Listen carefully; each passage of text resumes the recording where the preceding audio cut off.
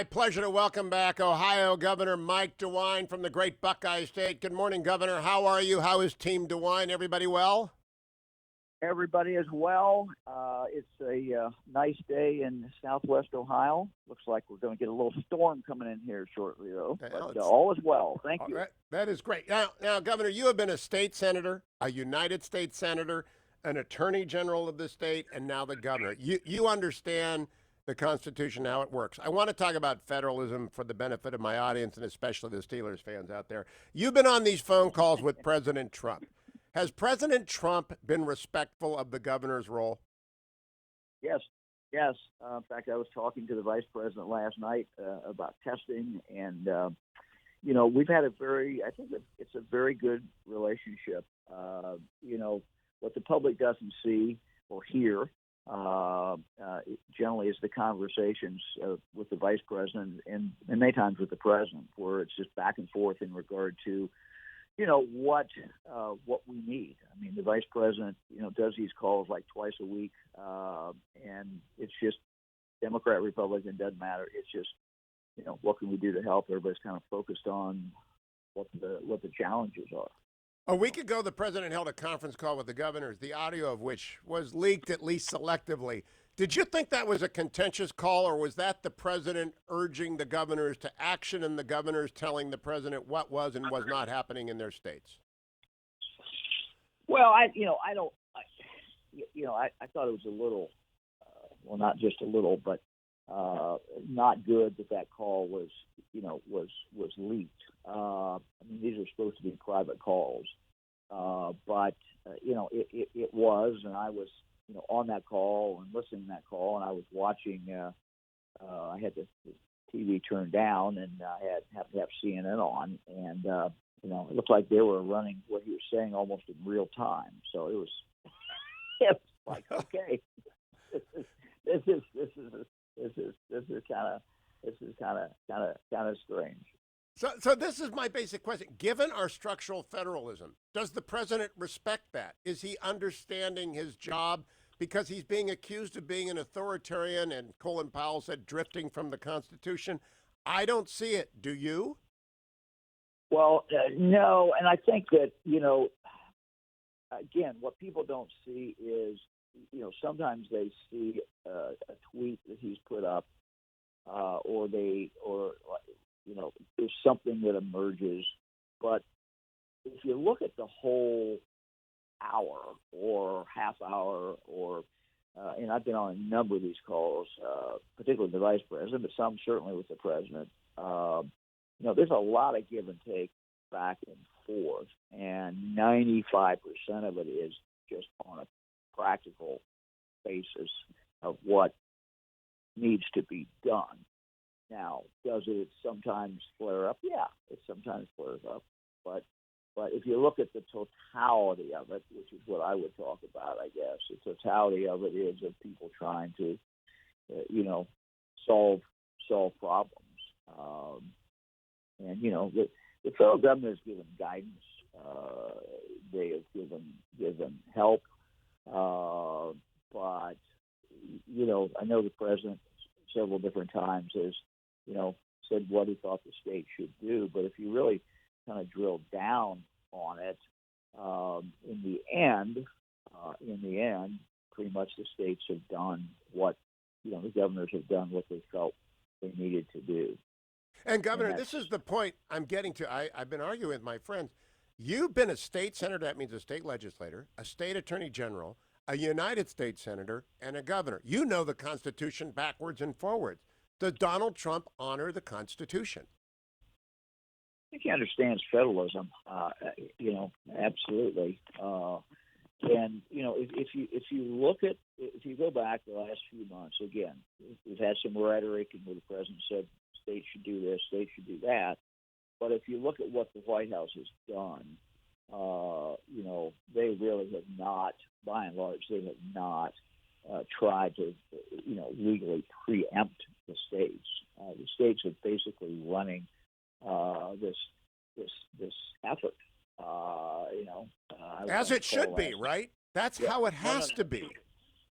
Oh no, no, look, it's absolutely right. I mean, I tell people in Ohio the buck stops with me. I'm the governor, and historically, if you think of disasters, whether it be a pandemic of 1918 or whether it's the more common flooding along the Ohio River or tornadoes hitting western Ohio, these are historically things that while the federal government may come in and be of help, the management of those rests with the governor and the local officials. And that's how that management actually works.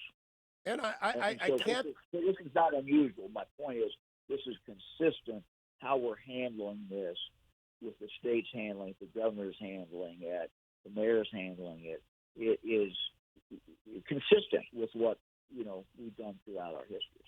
And I think it's integral to our being a free people. I'm drawing a bigger constitutional point that as a United States Senator. There is this tendency for people in Washington to want to run everything. And our friends in the Democratic Party are all for making the federal government bigger and bigger and stronger and stronger. And the Republican Party just doesn't believe in that. And that's not what the Constitution says. I don't think I'm overstating it. I believe the Constitution has to be honored in this, and that the governors have to take the lead both on the public health issues and on the civil disturbance or the civil demonstration issues. Your comments, Governor. Totally agree. Totally agree. Buck stops with us. It's our responsibility. Yeah, it is federalism. It is the Constitution. But Hugh, it's also, even if someone put aside, which they shouldn't do, the Constitution or the whole concept of federalism, states are much better able to deal with that local problem because every state is different.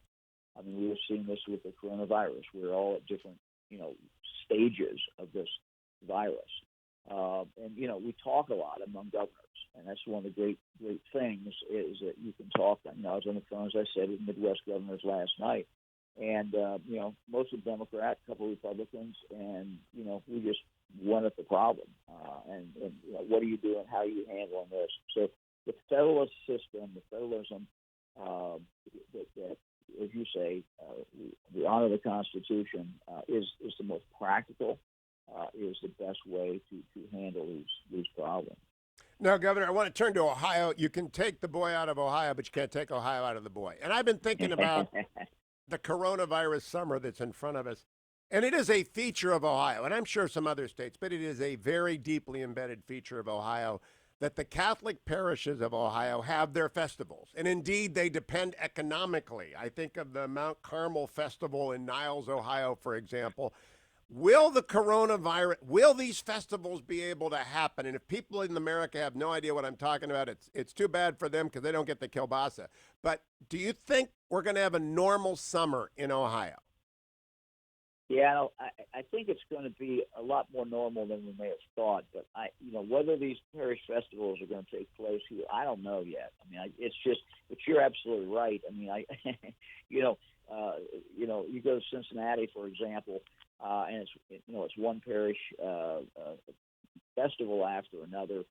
You have it in the eastern side of the state too, the Mahoney Valley. In Cleveland, you could eat your way. I was kind of laughing when I'm campaigning. I said I can eat my way across, the greater Cleveland area, County, Northeast Ohio, from one ethnic festival to the other. I mean, we've got about every nationality, particularly in Eastern Europe, represented, and it's just one of the more glorious things. But trying to figure out, how what we're trying to do is, we're trying to get back to normal, but we're also trying to be safe. And so trying to figure this out when you've got, a lot of people pulling in together is difficult. Now, we've opened restaurants in Ohio. What we've asked them to do is, keep the spacing, keep space apart. We've opened the bars. We've asked them, to do the same thing. So, it's not inconceivable that we couldn't figure out a way on these festivals. We got to see where we are and just watch this. I mean, we're watching the numbers. We've been in Ohio really at a plateau. Our hospital admissions, for example, have been steady for well over a month. If you look at our cases, and cases are, I'm not sure that's the best indicator because a lot of it depends on how much testing you're doing, but they're not dramatically up. We look at the spread number, and it's basically been 1-to-1, which means one person infects one person. That's not great. It's not horrible.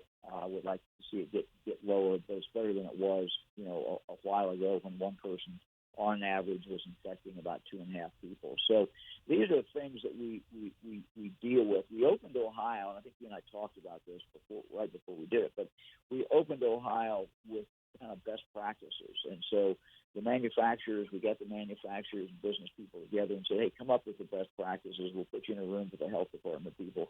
We'll put you on the phone with the health department people. You all come up with the best practices because the businesses know their own business. And while some of the things that they're being asked to do are certainly inconvenient, some of them do cost some money, there are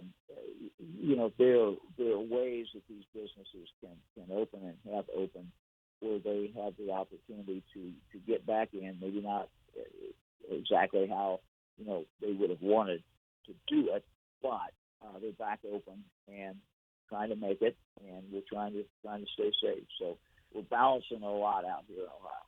I think you're doing a great job, Governor. A great job, and I think Ohio's coming back. I want to close with a personal request. Bill Owens, who was governor of Colorado, named me warden of the Collegiate Peaks. Tim Pawlenty named me commissioner of hockey in Minnesota. I have not got an Ohio title. I was thinking maybe master of the horse is open. Is that open in Ohio? Could you designate me master of a horse for Ohio? Yes, but we have to be specific. What kind of horse?